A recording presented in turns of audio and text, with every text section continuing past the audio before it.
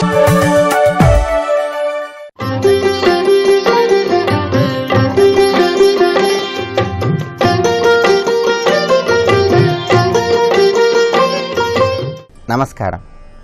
ప్రేక్షకులందరికీ శుభోదయం. ఈనాటి శుభయోగం శీర్షికన ఏరువాక పున్నమి సందర్భంగా ఈరోజు ఎటువంటి విధి విధానాలను పాటించాలో, అలాగే పూరీ జగన్నాథ స్వామివారి నేత్రోత్సవంలో ఉన్నటువంటి వైభవం ఏంటో పరిశీలిద్దాం. జ్యేష్ఠ శుద్ధ పౌర్ణమి తిథిని ఏరువాక పున్నమి అనే పేరుతో నిర్వహించుకోవటం అనాదిగా వస్తున్న సంప్రదాయం. ఈరోజు జ్యేష్ఠ శుద్ధ పౌర్ణమి తిథి సందర్భంగా, ఏరువాక పున్నమి సందర్భంగా వ్యవసాయదారులందరూ కూడా ఎడ్లకు చక్కగా స్నానం చేయించి, వాటి కొమ్ములకు రంగులు పూసి, గజ్జెలు గంటలు మొదలైనటువంటి నగలతో చక్కగా అలంకరిస్తారు. పొంగలి నివేదిస్తారు.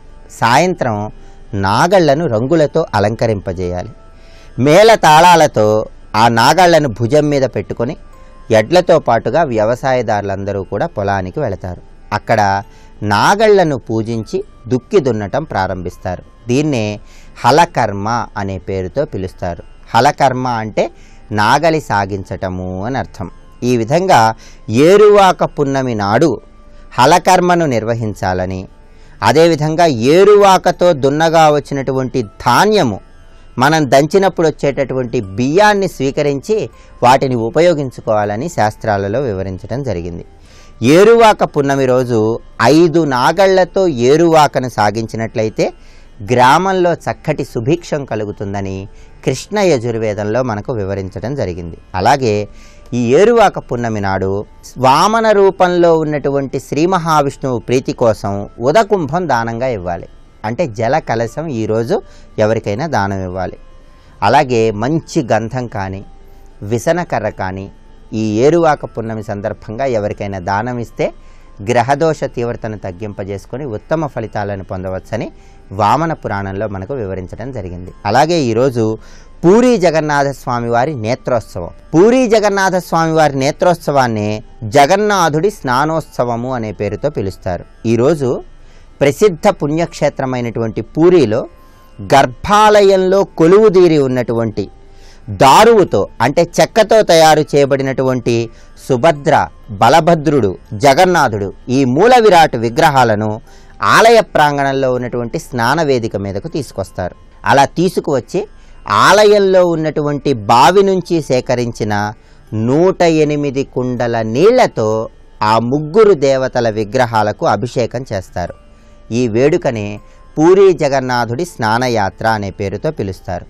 ఈ ఉత్సవం మొత్తం పూర్తయిన తర్వాత ఈ మూల విరాట్ విగ్రహాలను గర్భాలయంలోకి తీసుకువెళ్లకుండా అనసోరో అని పిలిచేటటువంటి ఒక చీకటి గదిలో ఉంచుతారు. ఈ రోజు నుంచి, అంటే జ్యేష్ఠ శుద్ధ పౌర్ణమి తిథి నుండి అమావాస్య వరకు కూడా ఆ చీకటి గదిలో ఉన్నటువంటి చెక్కతో, దారుతో తయారు చేయబడిన ఆ ముగ్గురు దేవతల విగ్రహాలకు కూడా లేపనాలను పూస్తారు. ఆ తర్వాత ఆషాఢ శుద్ధ పాడ్యమి తిథి నాడు ముగ్గురు దేవతామూర్తులను తిరిగి గర్భాలయంలోని ప్రధాన వేదిక మీద కొలువుదీరుస్తారు.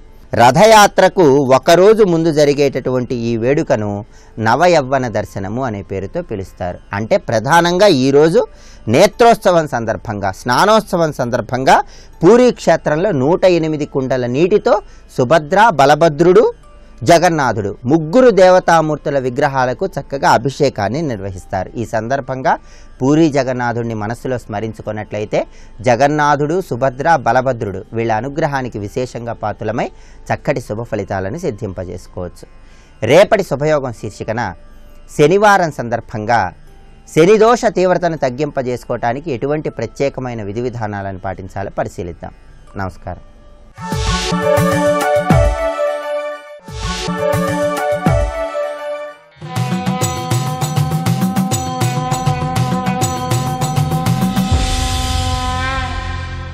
శతక సాహితీ సరస్వతికి నమస్కారం. జననీ నా అఘసంచయం బెదుట పైశాచాకృతిన్ ఘోరమౌదనుజాకారము దాల్చి నిల్వగనే నా ధాతుత్కరం బెల్ల కంపనమున్ దుర్బల భావమున్ బొరయు సంబాళించువారెవ్వరున్ కనరారే అభయంబు నీవే తమిమై నన్నేలు బాలాంబిక. ఓ బాలాత్రిపుర సుందరి, జనని నా అఘసంచయంబు ఎదుట పైశాచాకృతిన్ ఘోరమౌ ధనుజాకారము దాల్చి నిల్వగనే. అమ్మా, నేను చేసినటువంటి మహాపాపాలన్నీ తలుచుకుంటే, ఒక్కొక్కటే జ్ఞాపకం చేసుకుంటూ ఉంటే, ఆ మహాపాపాలన్నీ గొప్ప పిశాచాకారాన్ని ధరించి, గొప్ప ఘోరమైన రాక్షసాకారాన్ని ధరించి కనిపిస్తున్నాయి నాకు. అటువంటి మహాపాపాలు చేశాను. నా ధాతుత్కరం బెల్ల కంపనమున్ దుర్బల భావమున్ బొరయు. నా శరీరంలోని అణువు కూడా కంపం చెందుతున్నది, కంపించిపోతున్నది. ఇటువంటి పాపాలు చేశానా నేనని. అలాగే దుర్బల భావమున్ పొరయు, బలహీనపడిపోతున్నది నా మనస్సు, శరీరము కూడా నేను చేసిన తప్పులని ఒక్కసారి జ్ఞాపకం చేసుకుంటే. సంభాళించు వారెవ్వరున్ కనరారే, నన్ను ఓదార్చి ధైర్యం చెప్పి సన్మార్గంలో నడిపించేటువంటి వారెవరూ కనిపించటం లేదు సద్గురువులు. అభయంబు నీవే, ఈ భయాన్ని పోగొట్టి అభయాన్ని కలిగించు. పశ్చాత్తాపంతో ఉన్నటువంటి నన్ను ఆదరించి చేరదీసి ఈ ధర్మ మార్గంలో నడిపించేటువంటి సద్గురువును నాకు దొరికేలా అనుగ్రహించు. నువ్వే ఆ సద్గురువై నా దగ్గరకు రా. తమిమై నన్నేలు బాలాంబిక అంటూ తాను చేసినటువంటి తప్పులని తలుచుకుంటే ప్రతి మానవుడు కూడా నిజంగా ఇటువంటి భావాన్ని కలిగి ఉంటాడు, భయపడతాడు. తన తప్పుకి పశ్చాత్తప్తుడై ఈ తప్పులన్నిటినీ కూడా, ఈ పాపములన్నిటినీ పటాపంచలు చేసి స్వచ్ఛమైనటువంటి ధార్మిక మార్గంలో జీవించేందుకు గాను తన్ను నడిపించేవాడు కావాలని తప్పకుండా అనుకుంటాడు.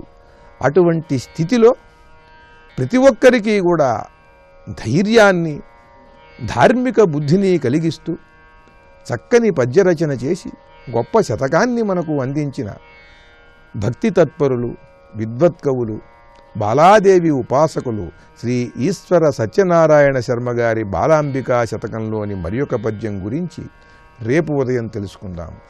ఓం శ్రీమాత్రే నమః.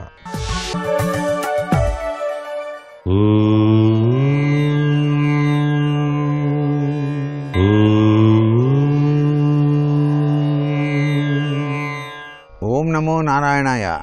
ఓం నమః శివాయ. శ్రీమాత్రే నమః. ఈరోజు ఏరువాక పూర్ణిమ. అందుచేత రైతన్నలు ఈరోజు నుంచే తమ వ్యవసాయ పనులు ప్రారంభిస్తూ ఉంటారు. ఆ యొక్క భూతల్లి అనుగ్రహం రైతులకు కలగడానికి ప్రతి గ్రామంలోనూ కూడా బొడ్డురాయి అని చెప్పేసి ఉంటుంది. ఆ రాయి దగ్గరికి వెళ్ళి కొబ్బరికాయ కొట్టి నమస్కృతాంజలి ఘటించుకొని సాక్షాత్తు గౌరీదేవిగా భావన చేసి భూమాత అనుగ్రహం కోసం రైతు పొలం పనులు ప్రారంభిస్తాడు. ఆ ఏరువాక సాగటం వెనకాల అంతరార్థం గౌరీదేవి యొక్క దివ్య అనుగ్రహం కలగాలి అని చెప్పేసి.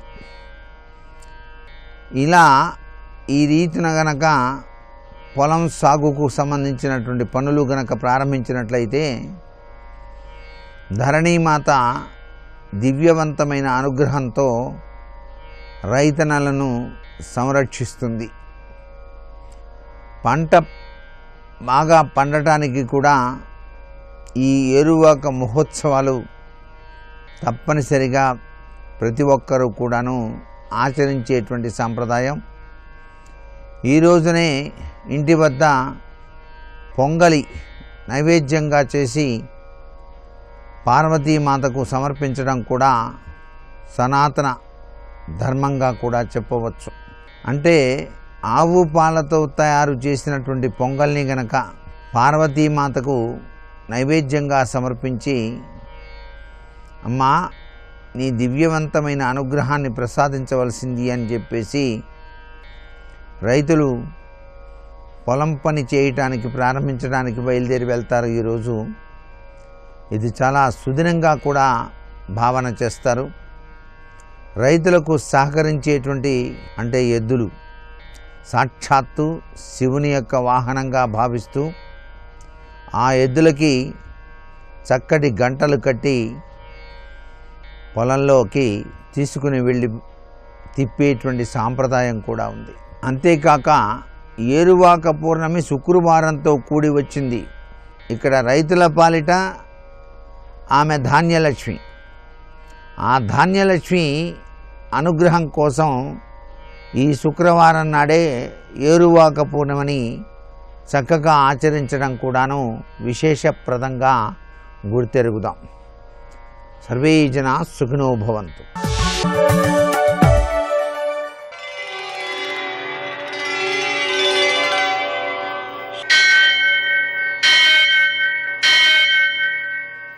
సహస్రశీరుషం దేవం విశ్వాక్షం విశ్వశంభువం విశ్వం నారాయణం దేవమక్షరం పరమం పదం విశ్వతః పరమాం నిత్యం విశ్వం నారాయణగుం హరిం విశ్వమేవేదం పురుషస్తద్విశ్వముపజీవతి పతిం విశ్వస్యాత్మేశ్వరం శాశ్వతం శివమచ్యుతం నారాయణం మహాజ్ఞేయం విశ్వాత్మానం పరాయణం.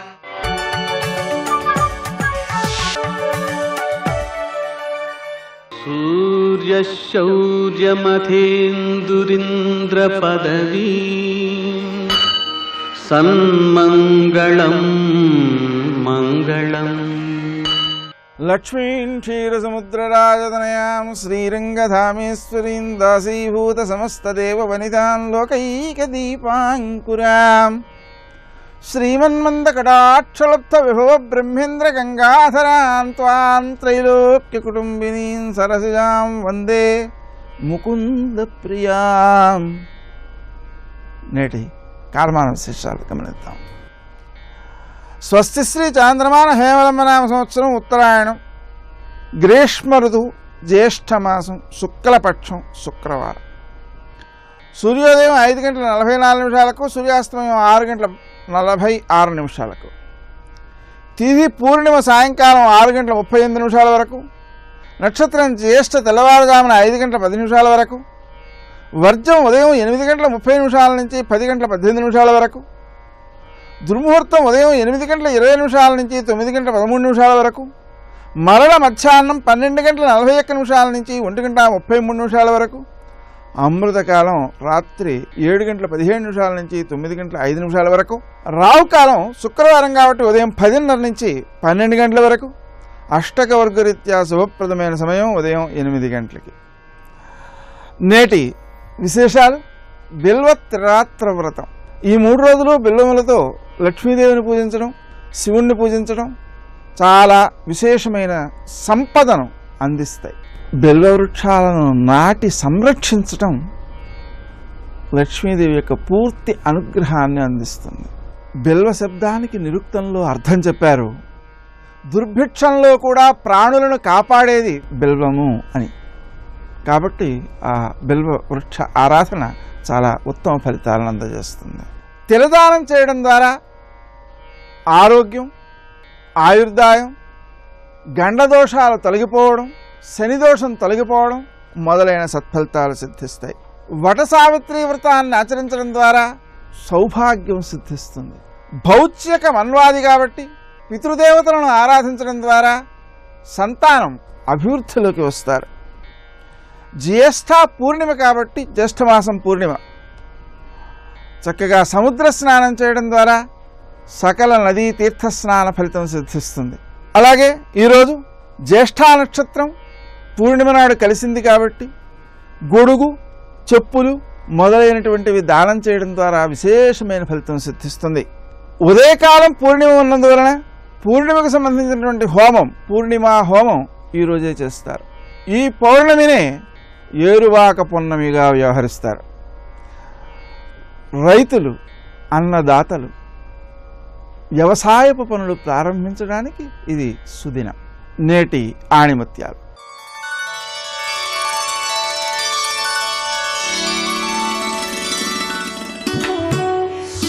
అపవిత్రతను హృదయం నుంచి తొలగించుటయే మోక్షమునకు ఏకైక మార్గం.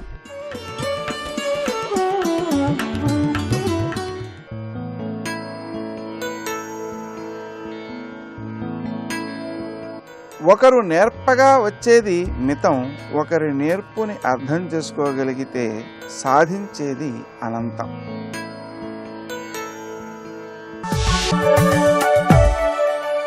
ప్రాతస్మరామి లలితావదనారవిందం బింబాధరం పృథులమౌక్తికశోభినాసం ఆకర్ణదీర్ఘనయనం మణికుండలాఢ్యం మందస్మితం మృదుమదోజ్వల ఫాలదేశం. తులాకోటి ద్వంద్వ ఫణిత ఫణిత అభీతి వచసోహో. తులాకోటి అంటే అందెల జంట, తులాకోటి ద్వంద్వ అంటే అందెల జంట. అందెల జంట యొక్క ధ్వని ఎలా ఉన్నదంటే అభీతి వచస, అభీతి వచస్సును పలుకుతున్నది. పైగా ఆ కాంతులు, ఎర్రని కాంతులు వెజ్జల్లుతూ ఆ పాదములు అలా వచ్చాయి. అలాంటి అభయాన్ని పలికే మువ్వలు కలిగిన ఆ పాదములు అమ్మ క్షణం సేపు నా శిరస్సుపై ఉంచి నన్ను పవిత్రుణ్ణి చెయ్యమ్మా అన్నారు. ఒక్కసారి భావించాలండి, అమ్మ పాదములు వచ్చి ఆ తలని తాకుతున్న భావన. ఇది సామాన్యం కాదు. చరణం పవిత్రం వితతం పురాణం అని వేదమంత్రం చెప్తున్నది. ఆ దివ్య చరణము. అందుకే మనకి శటకోపం పెట్టినప్పుడు ఆ పాదములు తాకుట, అక్కడ బ్రహ్మరంధ్ర స్థానంలో ఉన్న ఆ శివశక్తి చరణాల నుంచి వచ్చే కిరణాలే మొత్తం మన శరీరానికి ప్రాణశక్తినిస్తున్నాయి. ఇది తెలుసుకోవాల్సింది. ఆ భవ్య చరణాలని ధ్యానించడం అనే ప్రయత్నం చేయాలి. అది సహస్రార కమలంలో ప్రకాశించే అమ్మ యొక్క దివ్య చరణాలవి. ఆ దివ్య చరణ కిరణాలే శరీరంలో సప్తధాతువులకి శక్తినిస్తున్నాయి. అలాంటి ఆ పాదములు అమ్మ ఒక్కసారి నా శిరస్సుపై పెట్టమ్మా. దీనినే శక్తిపాతం అంటారండి. అసలైన శక్తిపాతం అంటే తెలుసుకోండి, ఇక్కడ అమ్మ చరణస్పర్శ. శక్తిపాతం అంత తేలిక. ఎక్కడో ఏ గురువో, ఎక్కడో ఒక శిష్యుడికి, ఎక్కడో ఏ కొండ గుహలోనూ అందిస్తాడో అది సమూహమా, వ్యక్తీకరించగలమా? అమ్మవారి ఆ దివ్య చరణ స్పర్శ ఇక్కడ చూపిస్తున్నాడు. ఒక్కసారి నా శిరస్సుపై నీ పాదములు పెట్టమ్మా. అందుకే క్షణం విన్యాసేన క్షపిత తమసోర్మే లలితయో పునీయాన్మూర్ధానం. క్షణం, ఒక్క క్షణం పెడితే చాలమ్మా. దీపం ఒక క్షణం అలా వెలిగిస్తే చాలండి, చీకటంతా పోతున్నది. అదేవిధంగా ఆ క్షణకాలం నా శిరస్సుపై నీ పాదములుంటే చాలమ్మా, నేను పవిత్రుణ్ణైపోతున్నాను అని. ఇదే మాట శంకరులు చెప్తున్నారు. మమాప్యేతే మాతః శిరసి దయయా ధేహి చరణం. ఆ ధేహి అనే మాట, ధేహి అంటే ఉంచు అని అర్థం, దేహి అంటే ఇవ్వు. ఒత్తు మారితే ఇంత భేదం వస్తుంది. ధేహి అంటే ఉంచమ్మా. ఎక్కడ? శిరసి దయయా ధేహి చరణం. దయతో నీ పాదములు నా శిరస్సుపై ఉంచమ్మా. మమాప్యతే మాతః, నా శిరస్సుపై పెట్టమ్మా ఓ తల్లి అని అడిగారు. అలా అమ్మ యొక్క ఆ దివ్యచరణ స్పర్శని ఇక్కడ మనం భావన చేయాలి శిరస్సుపై.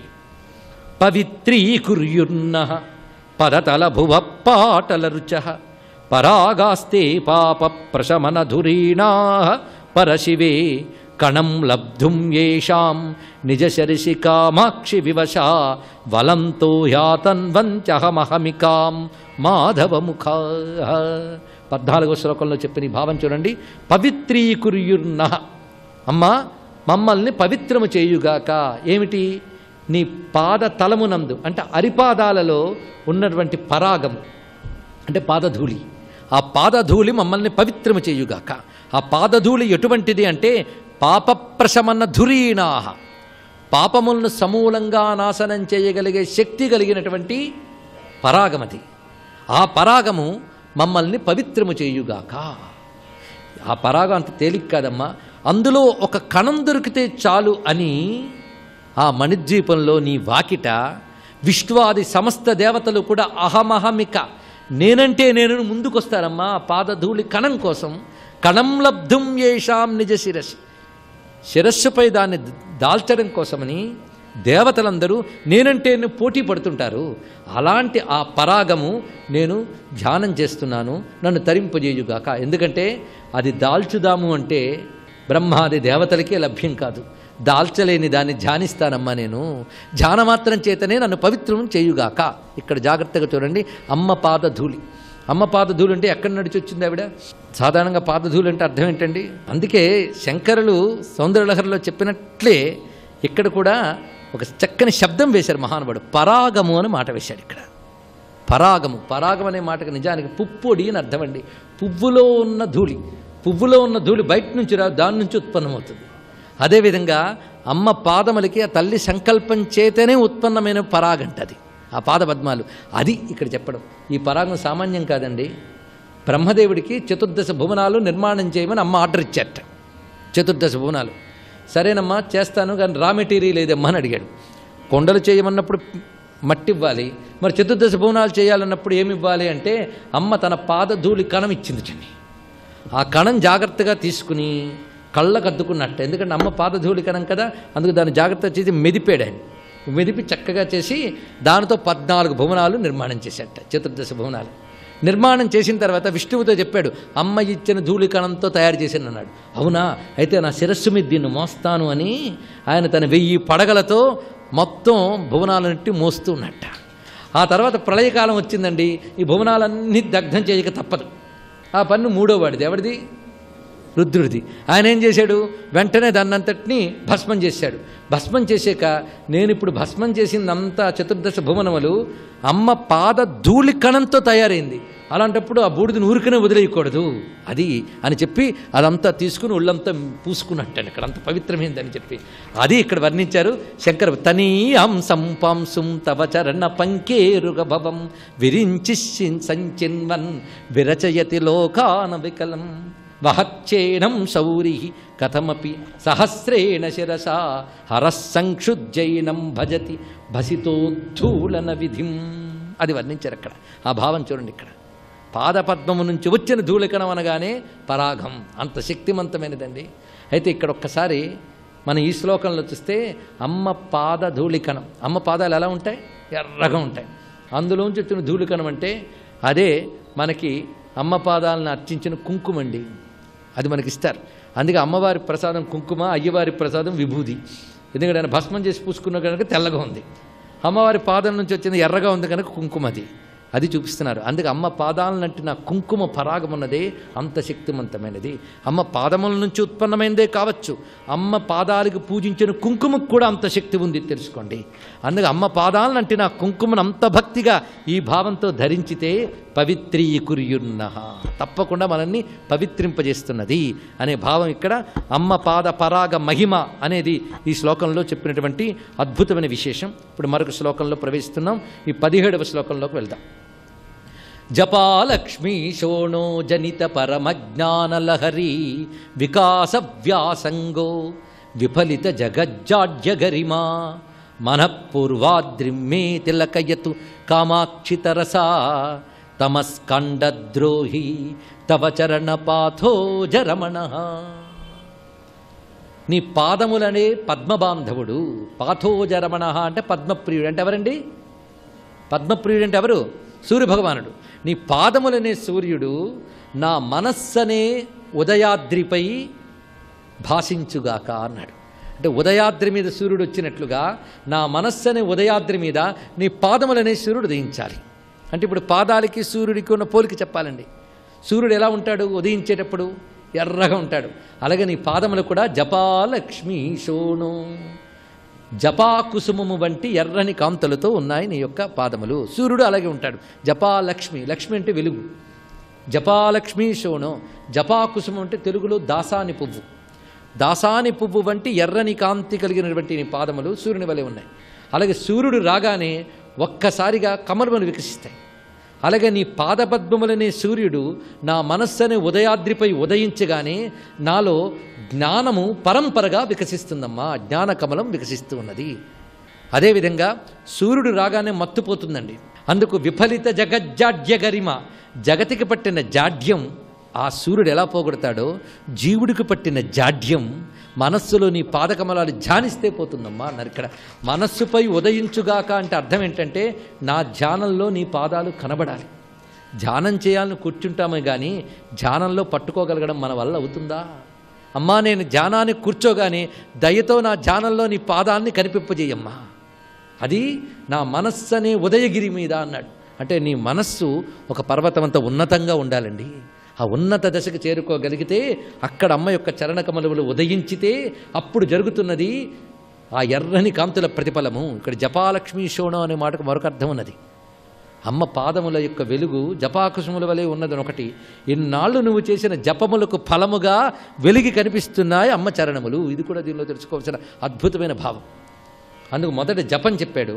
అమ్మ పాదదర్శనం దానివల్ల జరిగితే జ్ఞానం వికసిస్తున్నది, జాడ్యం తొలగుతున్నది. స్వస్తి.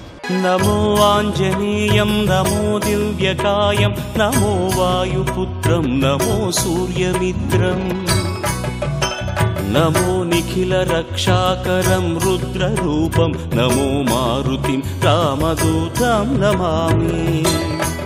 శంకర భగవత్పాదులు చేసినటువంటి నవరత్నమాలికా స్తోత్రంలో కూడా చారణుల గురించినటువంటి ప్రస్తావన ఉంటుంది. చారణులు ఎప్పుడు శుభవార్తలు చెప్తూ ఉంటారు. సుందరకాండ ప్రారంభమే శుభవార్తలు దేవతలకి చెప్పేటటువంటి చారణుల యొక్క ఒక్కసారి వాళ్ళ స్మరణతో ప్రారంభమవుతుంది. అంటే సుందరకాండ ఎవరు చదువుతున్నారో ఎవరు వింటున్నారో వాళ్ళు శుభవార్త వింటారు అన్నది అన్యాపదేశంగా వాల్మీకి మహర్షి జాతికిస్తున్నటువంటి అభయం. ఆ చారణులు దేవగాయకులు. వాళ్ళు భూమికి దగ్గరగా తిరుగుతూ ఉంటారు. వారు భూమి మీద దిగరు, ఆకాశ మార్గంలో వెడుతూ ఉంటారు. అంటే స్వామి హనుమ సముద్రం మీద కాకుండా సముద్రానికి తగలకుండా ఆకాశ మార్గంలో వెళ్ళడానికి నిర్ణయించుకున్నారు అన్నది భావన. ఇందుచేత అంతటి శక్తివంతుడు, అంతటి గమనవేగం కలిగిన వాడు, గరుత్మంతునితో సమానమైన వాడు కాబట్టి ఆయన వెళ్ళగలరు ఆకాశంలో. కాబట్టి తతో రావణనీతాయా సీతాయా శత్రుకర్షణ ఈయేష పథమన్వేష్టం చారణా చరితే పథి. అదే శ్లోకం సంసారమనేటటువంటి సముద్రాన్ని తరించడానికి ఎటువంటి ఉపాయములను అనుష్ఠిస్తారో అటువంటి ఉపాయములు హనుమ ద్వారా ఆవిష్కరింపబడిన కాండ కాబట్టి అదే శ్లోకాన్ని వేరొక రకంగా అన్వయం అయినప్పుడు హనుమ వలన మాత్రమే మళ్ళీ అందులో ఇంకొక విషయం ఆవిష్కరింపబడుతుంది. ఆయన చారణా చరితే పది, చారణులు వెళ్ళినటువంటి మార్గంలో వెడుతున్నారు. చరణము అన్న మాట దేనికి అన్వయం అవుతుందంటే ప్రధానంగా వేదంలో ఉండేటటువంటి మంత్రభాగాలు ఉంటాయి. వేదంలో ఉండేటటువంటి మంత్రభాగాలకి సంబంధించినటువంటి విభాగాల్ని చరణములు అని పిలుస్తారు. చారణ చరితేపథి అంటే వేదము చేత చెప్పబడినటువంటి సంప్రదాయబద్ధమైనటువంటి మార్గంలో ప్రయాణం చేసి బ్రహ్మ విద్యాస్వరూపిణి అయినటువంటి సీతమ్మ జాడ తెలుసుకోవడానికి ఒక గొప్ప ఉపాసకుడు ఉపాసన ప్రారంభం చేశాడు. అంతర్ముఖత్వాన్ని, లంక అనబడేటటువంటి ఈ శరీరం లోపలికి వెళ్ళి ఇక్కడే ఉన్నటువంటి సీతమ్మ యొక్క దర్శనానికి వెడుతున్నాడు. అలా వెడుతున్నవాడు మహాసాధకుడు, మహాపురుషుడు. ఆయన తప్ప మిగిలిన వాళ్ళు ఈ కంటితో ఎదురుగుండా ఉన్న వాటిని చూసి ఆనందపడుతుంటే, భోగం అనుభవిస్తుంటే ఆయన ఈ కన్నులు మూసి వేదము చేత చెప్పబడినటువంటి మంత్రములను ప్రమాణంగా తీసుకుని చారణా చరితేపథి, ఆ వేదము చెప్పిన సంప్రదాయ పద్ధతిలో అంతర్ముఖత్వంతో లోపల ఉన్నటువంటి బ్రహ్మ విద్యాస్వరూపిణి అయినటువంటి జగన్మాత దర్శనానికి బయలుదేరుతున్నారు. ఇది చెప్పడం ఆ శ్లోకానికి ఉన్నటువంటి ఆంతరమైనటువంటి అర్థం. అందులో రావణ అన్న చోట మధ్యలో ఉన్నటువంటి వా గాయత్రీ మహామంత్రంలో ఉన్నటువంటి బీజాక్షరం. అక్కడికి వచ్చేటప్పటికి బీజాక్షరం ప్రతిపాదింపబడింది. గాయత్రీ మంత్రం ఒక్కదానికి ఒక ప్రత్యేకత. 24 అక్షరాలు బీజాక్షరాలే. 24 అక్షరాలకి ఋషులున్నారు, 24 అక్షరాలకి అధిష్టాన దైవాలు ఉన్నారు. ప్రత్యేకించి ఈ వా అన్న అక్షరాన్ని రోజు గాయత్రీ మహామంత్రంలో అంతర్భాగంగా ఎవరు జపం చేస్తారో వాళ్ళకి అజ్ఞానము తొలగిపోతుంది, తొలగిపోయి జ్ఞానము కలుగుతుంది. అంత గొప్పగా అజ్ఞానమును తొలగించగలిగినటువంటి ఒక యోగి స్వరూపయ్యి అటువంటి మార్గాన్ని మనకి ప్రచోదనం చేస్తూ ఉపాసనా రహస్యములను ఆవిష్కృతమయ్యేటటువంటి రీతిలో స్వామి హనుమ లంకాపట్టణానికి బయలుదేరుతున్నారన్నది ఆ శ్లోకంలో సంకేతం. అందుకని తతో రావణనీతాయా సీతాయా శత్రుకర్షణ ఈయేష పథమన్వేష్టం చారణా చరితేపథి. శత్రుకర్షణ, శత్రుకర్షణ అంటే శత్రువులను అణచినవాడు. ఏవి శత్రువులు? కామక్రోధ లోభ మదమోహమాత్సర్యములే శత్రువులు. అవి శత్రువులని భావించి వాటిని పక్కకి పెట్టి భగవద్దర్శనం కోసమని శ్రమిస్తున్నవాడెవరున్నాడో వాడు ఉపాసకుడు. అందుచేత ఆయన శత్రుకర్షణుడు. శత్రుకర్షణుడైనటువంటి హనుమ బయలుదేరుచున్నారు. ఈ శ్లోకంలో గొప్ప విషయం ఏమిటంటే అసలు ఎప్పుడూ రామాయణం వినని వాడికి ఈ శ్లోకంతో కథ మొదలుపెట్టారనుకోండి, అందులో హనుమ పేరు లేదు. మీరు పూర్వాపరాలు చెప్తే తప్ప ఎవరు బయలుదేరుతున్నారో తెలియదు. కానీ ఈ జాతి గొప్పతనం ఏమిటంటే రామాయణం తెలియని వారు ఉండరు కాబట్టి హనుమ బయలుదేరుతున్నారు అని నేను చెప్పేసేయచ్చు. యథార్థంగా ఆలోచిస్తే అందులో ఎక్కడుంది హనుమ పేరు? ఆ ప్రారంభ శ్లోకంలో తతో రావణనీతాయా సీతాయా శత్రుకర్షణ ఈయేష పథమన్వేష్టం చారణా చరితే పథి. ఆయన బయలుదేరుతున్నారు. ఎవరాయన? హనుమ. అంటే కిష్కింధకాండతో అన్వయం చేయి. సుందరకాండని సుందరకాండగా మొదలుపెట్టేయవద్దు. సుందరకాండ గొప్పతనం తెలియాలంటే, రామకథా బలం తెలియాలంటే, హనుమ యొక్క వైభవం తెలియాలంటే, అందరూ సంతోషాన్ని పొందడం మొదలైందని తెలియాలంటే, ఆయన ప్రయాణించేటటువంటి ఆయన శక్తి నీకు తెలియాలంటే కిష్కింధకాండతో అన్వయం చేసే సుందరకాండ మొదలుపెట్టు సుమా. అన్యాపదేశంగా మహర్షి యొక్క సంకేతం. అందుకని ఇప్పుడు స్వామి బయలుదేరడానికి సిద్ధంగా ఉన్నారు. ఆ నిలబడినటువంటి స్వామి యొక్క మూర్తిని వర్ణిస్తూ అంటారు ఆయన, దుష్కరం నిష్ప్రతిద్వంద్వం చికీర్షం కర్మవానర సముదగ్ర శిరోగ్రీవో గవాం పతిరివాబభౌ అంటారు. ఆయన తల బాగా రిక్కించి రెండు చేతులు నడుం మీద పెట్టి బలాన్ని పుంజుకుని దూరంగా 100 యోజనముల సముద్రాన్ని చూస్తూ ఆ దక్షిణ దిక్కు వంక చూస్తూ నిలబడితేట ఆయన ఎలా ఉన్నారంటే ఎదురుగుండా ఒక పెద్ద ఆబోతు నిలబడిందా అన్నట్టుగా ఉన్నారట. ఆబోతు నిలబడిందా అన్నట్టుగా ఉన్నారన్న దాంట్లో ఒక సంకేతం. ఆబోతు అంటే నందీశ్వరుడు. నందీశ్వరుడు అంటే లోపల ఆనందం పొందుతుంటాడు. నంది శివాలయంలో ఎప్పుడు శివలింగాన్ని చూస్తూ ఉంటాడు.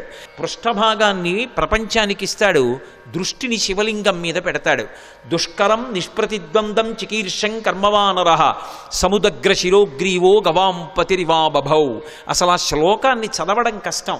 అంటే అది సామాన్యమైన విషయం కాదు సుమా, అందరూ చేయగలిగిన విషయం కాదు. కాంచనలంకలో రావణుని చేత బంధీకృత అయినటువంటి సీతమ్మ తల్లి దర్శనం చేస్తానని ధైర్యంగా సంకల్పం చేసి నిలబడగలగడమే అంత తేలికైన విషయం కాదు. అటువంటి సంకల్పం చేసినటువంటి వాడు కేవలం తాను ఆచరించవలసినటువంటి ప్రణాళిక మీద దృష్టి పెట్టి తాను 100 యోజనముల సముద్రాన్ని దాటి వెళ్ళవలసినటువంటి విషయం మీద ఆలోచిస్తున్నారు తప్ప పిరికితనం కానీ, వెళ్ళగలనా అని కానీ, వెళ్ళలేనా అని కానీ, అసలు రెండవ ఆలోచనకి తావులేని రీతిలో శివాలయంలో నంది ఎలా ఉంటాడో అలా ఆబోతులా కొండ మీద నిలబడి ఉన్నారు. అలా ఆయన్ని చూస్తే నీటి మడుగు మధ్యలో నిలబడిన ఏనుగా అన్నట్టుగా ఉన్నారట. దుష్కరం నిష్ప్రతిద్వంద్వం చికీర్షం కర్మవానర సముదగ్ర శిరోగ్రీవో గవాం పతిరివాబభౌ అథ వైడూర్యవర్ణేషు షద్బలేషు మహాబల ధీరస్సలిలకల్పేషు విచచార యథాసుఖం అంటారు మహర్షి. అథ వైఢూర్యవర్ణేషు షద్బలేషు మహాబల. ఆకుపచ్చని రంగులో ఉన్నటువంటి మెత్తటి పచ్చిక బయళ్ళున్నాయి అక్కడ. ఆ పచ్చిక బయళ్ళ మీద స్వేచ్ఛగా ధీర పరమధైర్యంతో కూడుకున్నటువంటి వారై యథేచ్ఛగా దాని మీద కాసేపు అటు ఇటు నడిచారట. ఆయన నడుస్తున్నప్పుడు ఆయన గుండెలకి ఉరిపిడి పడి అనేకమైనటువంటి చెట్లు కూలిపోయాయి. ఆయన యొక్క పదఘట్టనల చేత వచ్చినటువంటి శబ్దాలకి భయపడి క్రూర మృగాలన్నీ కూడా భయంతో పెద్ద రవం చేస్తున్నాయి. ఆయన మాత్రం ధీరుడై పచ్చిగడ్డిలో అటు ఇటు తిరిగారు. సర్వం శ్రీ ఉమామహేశ్వర పరబ్రహ్మార్పణమస్తు. స్వస్తి.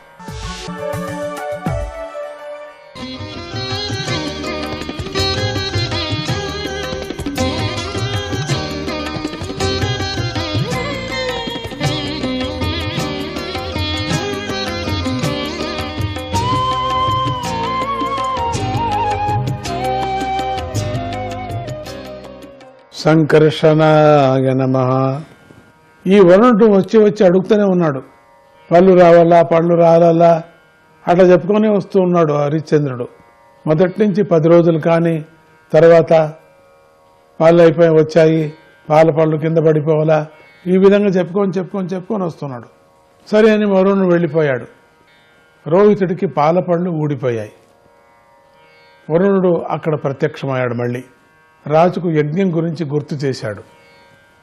హరిశ్చంద్రుడు ఆయనతో, దేవా ఇతడికి కొత్త పళ్ళు రావాలి, అప్పుడే ఇతడు యజ్ఞం చేయటానికి అర్హుడవుతాడు అన్నాడు. వరుణదేవుడు సరే అని వెళ్ళాడు.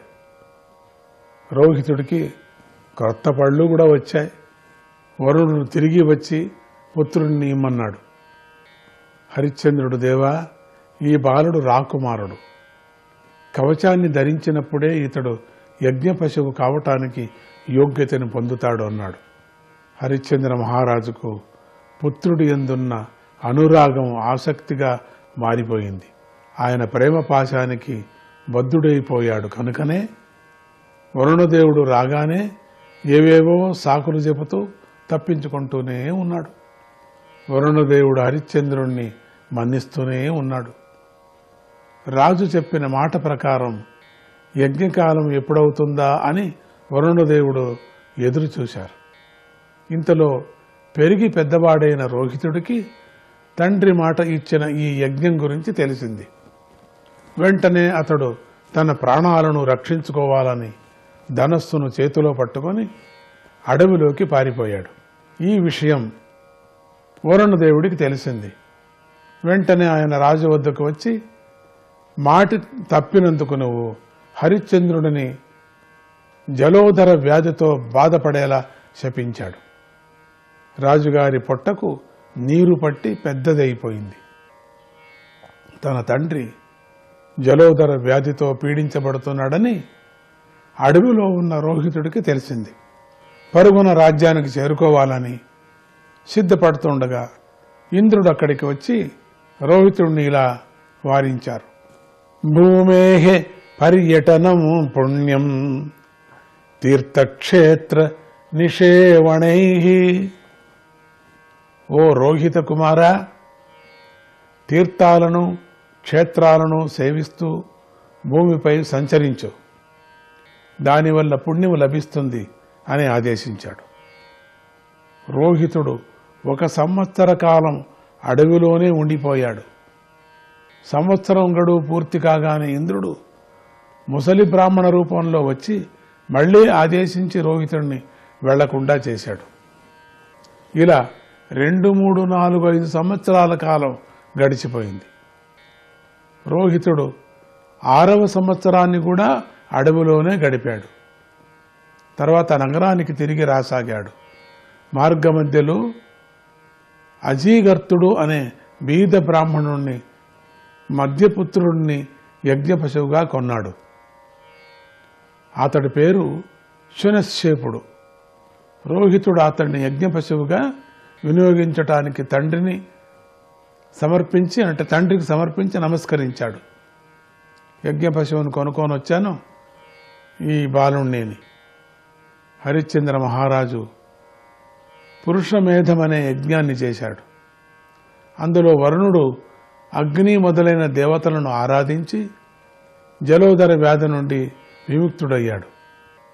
ఈ విధంగా హరిశ్చంద్రుడు కీర్తి, ఆయన వృత్తాంతము ప్రసిద్ధికెక్కాయి. ఆయన చేసిన యజ్ఞంలో విశ్వామిత్రుడు హోత అయ్యాడు. మనోనిగ్రహంలో సాటిలేని జమదగ్ని అధ్వర్యుడు అయ్యాడు. వశిష్ఠుడు బ్రహ్మగాను సామగానాన్ని చేసి ఆయాస్యుడు ఉద్ఘాతగాను ఉన్నారు. ఇంద్రదేవుడు సంతోషించి హరిశ్చంద్ర మహారాజుకు బంగారు రథాన్ని ఇచ్చాడు.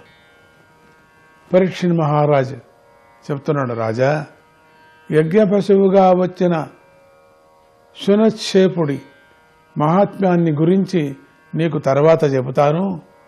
హరిశ్చంద్రుడు ఆయన భార్య కూడా సత్యమనే ధైర్యంతో బ్రతకసాగారు. సత్యమే వారి బలమైనది. విశ్వామిత్ర మహర్షి ఇది చూసి ఎంతో ప్రీతి చెందాడు. మోక్ష ఫలాన్ని ఇచ్చే ఆత్మజ్ఞానాన్ని ఆయనకు ప్రసాదించాడు. తర్వాత హరిశ్చంద్ర మహారాజు మనస్సును పృథ్వీతత్వంలోనూ, పృథ్వీని జలంలోనూ, జలతత్వాన్ని అగ్నిలోనూ, అగ్నిని వాయువులోనూ, వాయువును ఆకాశంలోనూ, ఆకాశాన్ని పంచభూతాలకు కారణమైన సమిష్టి అహంకారంలోనూ, అహంకారాన్ని మహత్తత్వంలోనూ అంటే సమిష్టి బుద్ధిశక్తిలోనూ లీనం చేశాడు. మహత్తత్వమందు ఆత్మజ్ఞానాన్ని ధ్యానించి దానితో అజ్ఞానాన్ని నిశ్శేషంగా నాశనం చేసుకున్నాడు. ఆత్మజ్ఞానాన్ని దుఃఖలేశము లేని ఆనందఘనము, దాని యందు జ్ఞానవృత్తి రూపం కూడా విలీనమవుతుంది. హరిశ్చంద్రుడు దానిని ఆత్మరూపంగా తెలుసుకోగా ఆయన అజ్ఞాన బంధం నశించింది.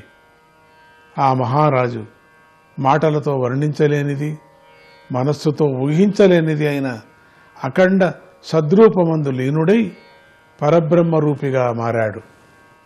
ఇంతటితో 9వ స్కందంలోని 7వ అధ్యాయం సమాప్తమవుతున్నది. 8వ అధ్యాయం. ఈ అధ్యాయంలో సగరుడి చరిత్ర చెప్పబడింది. చాలా బాగుంటుంది సగరుడి చరిత్ర. శ్రీ సుఖమహర్షి ఇలా చెప్పసాగాడు. రోహితుడికి హరితుడనే కుమారుడు కలిగాడు. హరితుడికి చంపుడు కలిగాడు. చంపుడు తన పేరు మీదుగా చంపాపురిని నిర్మించాడు. ఆ చంపుడి పుత్రుడే సుదేవుడు. సుదేవుడికి విజయుడు కలిగాడు. విజయుడికి భరుకుడు, భరుకుడికి వృకుడు, వృకుడికి బాహుకుడు కలిగారు. ఒకనాడు బాహుకుడి యొక్క రాజ్యాన్ని శత్రువులు ఆక్రమించగా ఆయన భార్యతో కలిసి అడవికి వెళ్ళిపోయారు. అక్కడ బాహుకుడు వృద్ధుడై మరణించాడు. ఆయన భార్య కూడా ఆయన వెంటే మరణించటానికి సిద్ధమైపోయింది. కానీ ఆమె అప్పటికే గర్భవతి. పూర్వ మహర్షి ఆ విషయాన్ని గమనించి ఆమెను వారించాడు.